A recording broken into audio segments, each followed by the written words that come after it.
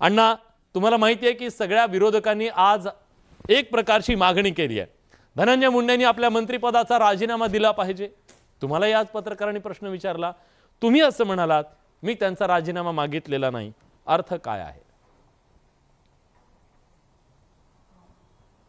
नाही, मी त्यांचा राजीनामा मागितलेला नाही, कारण अजून हा जो तपास चालू आहे त्याची कडी त्यांच्याकडे गेलेली नाही। त्यांच्या आकापर्यंत जाईल हे 100% खरं आहे। म्हणजे त्याला 1% सुद्धा कमी करण्याची आवश्यकता नाहीये। 100% आका हा त्याच्यामध्ये सापडला जाणार आहे, कारण हे आकाच्या धनंजय मुंडेंना तुम्ही क्लीन चिट देताय मागायला गेलते ना नाही, इतक्या लवकर क्लीन चिट सुद्धा नाही देणार। म्हणजे ते आजच्या आज क्लीन चिट सुद्धा नाही देणार, परंतु आज त्यांचं नाव घेणार नाही हे मात्र निश्चित आहे। आणि त्यांनी असा काही उद्योग करायला सांगतील असं मला वाटत नाही, बरं का। परंतु नाकारतही नाही, कारण त्यांचं सगळं काही जे काल काय शब्द वापरला, पॉवर ऑफ अटर्नी जी ज्यांच्याकडे दिली होती सगळ्या कारभाराची, ते पॉवर ऑफ अटर्नी वाले महोदय आतमध्ये गेलेले आहेत। अण्णा, सगळ्या महाराष्ट्राला हे कळलंय गेल्या 15 दिवसात चालत होतं ना। सुरेश अण्णा भाडभीड न ठेवता बोलतात, बिंदास बोलतात, थेट बोलतात। तुम्हालाही माहित आहे मी थेट प्रश्न विचारतो, मला उत्तर अपेक्षित थेट आहे। खरं सांगा की या आकांक्षा तुमचं बोला। नाही, मी बोलत नाही, तुम्ही बोला ना, मी ऐकतोय तुमचं। तुमच्या भाषेत आकांक्षा आकांनी आणि आकांक्षा आकांनी म्हणजे धनंजय मुंडे आणि वाल्मिक कराड यांनी गेल्या विधानसभा निवडणुकीमध्ये, कालच्या विधानसभा निवडणुकीमध्ये सुरेश धस यांना स्वतःच्या उमेदवाराला मदत न करता सुरेश धस यांना मदत केली अशी चर्चा आहे, हे खरं आहे का?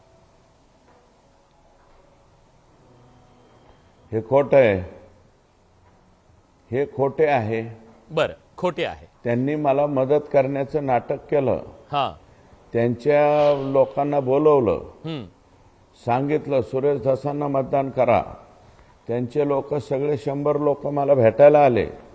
पहाटे मी सुद्धा उठलो, आशेवर उठलो की बहुतेक मला मदत होते काय नो, म्हणून ते सगळेजण भेटले। आम्ही सगळे कामाला लागतो, सगळ्यांबरोबर मी चहा पिलो, ते बी चहा पिले, आणि जे माझ्या घराच्या विरोधात निघाले ते शिट्टीच्या कामाला लागले, म्हणजे अपक्ष कॅन्डिडेटच्या। आणि त्यांच्या 2 लोकांनी काम केलं, मी हे जाहीरपणे सांगितलं। रमेश वारे, एक पांगरीचे ग्रामपंचायत त्यांच्या ताब्यात आहे, त्यांचा एक भाऊ माझा कार्यकर्ता आहे, आणि एक हे धनंजय मुंडे साहेबाकडे गेलेला आहे। रमेश वारे आणि विठ्ठल आप्पा सानप जे वडझरीचे, हे 2 लोकांनी माझं काम केलं। बाकी त्यांच्या सर्व कार्यकर्त्यांनी मॅक्सिमम हे शिट्टीचं काम केलं, आणि उरले सुरल्यांनी घड्याळाचं काम केलं। माझं काम कुठं केलं? अण्णा, त्यांनी समोरासमोर यावं। बीड जिल्ह्यातल्या लोकांना कोणत्याही याच्यावरती माझा दामन साफ आहे, मी ओपन बोलतो। त्यांनी दाखवलं एक, बरं का, आणि केलं एक। राजकारणामध्ये असं करू नये। माझ्या बाबतीत दोघांनी बी तसंच केलं। सुरेश अण्णांच्या मनात हाच राग आहे, भावंडांनी, आकाच्या आका आणि त्यांच्या भगिनी। सुरेश अण्णांच्या मनात हाच राग आहे का? ते झालं राजकारण। एक मिनिट ऐका, तो राजकारणाचा विषय संपला। माझ्या मनात हा राग नाही। संतोष देशमुखला ज्या पद्धतीने मारलं गेलंय ती पद्धत चुकीची आहे, म्हणून मला राग आलेला आहे। ते राजकारण सोडा, ते कोण आलं, त्यांनी मला पाडण्याचा प्रयत्न केला, मी निवडून आलो, लोकांनी निवडून दिलं, तो विषय ठेवूच नका तुम्ही। विषय कोणता आहे? तुम्हाला आवडलंय का संतोष देशमुखला ज्या पद्धतीने मारलंय ते? मला सोडा, या जगातल्या राक्षसाला सुद्धा आवडणार नाही अण्णा। कोणत्या माणसाला? ह्या जगातल्या राक्षस असेल ना कोणी, त्याला सुद्धा आवडणार नाही। त्याच्यामुळे डोकं हल्लंय, बाकी काहीच नाही। बरं, मग माझं म्हणणं आहे त्याच्यामुळेच डोकं हल्लंय, त्याच्यामुळे हे बाकीचे पंगू फेंगू सोडा। तुम्ही जे म्हणताय इलेक्शनचा राग, इलेक्शनचा काय राग आहे?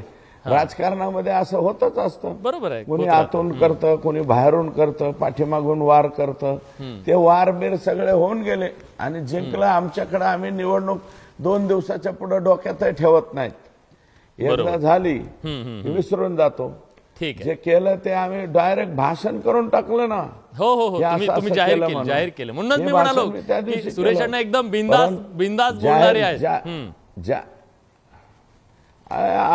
अपना ऍटम ओपन एअर थिएटर आहे. खरं आपण काही मागं पुढं बघत नाही, जे आहे ते आहे.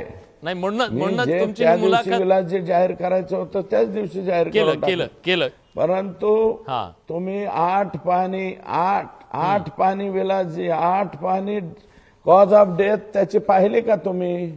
पाहिली अण्णा. संतोष देशमुखचे कॉज ऑफ डेथ पाहिले का? पाहिली ना अण्णा. किती भयानक 15 दिवस 20 दिवस झाले दाखवतोय आम्ही चॅनलवरून. सीएसला विचारलं मी. सीएसला विचारलं मी. सीएस हे कस काय किती मार दिलाय? ते म्हणला असा इतका मार आयुष्यात सुद्धा कधी कोणी इतके मर्डर बघितले, इतके खून केलेले बघितले, सगळं बघितलं, इतकं वाईट कधी मारलं नाही. इतकं वाईट पद्धतीने मारल्यामुळं म्हणूनच अण्णा तुमचा जो संताप आहे ना, महाराष्ट्रातल्या प्रत्येकाचा हा संताप आहे, प्रत्येक जातीचा आहे, प्रत्येक धर्माचा आहे. माणूस जो आहे ना, मी तर म्हणतो राक्षस जो आहे ना, तो पण म्हणेल की त्यांना त्या मारेकऱ्यांना खऱ्या जी काही कठोरात कठोर शिक्षा असेल ती शिक्षा करा, कारण ते माणसात राहायच्या लायकीचे नाहीयेत.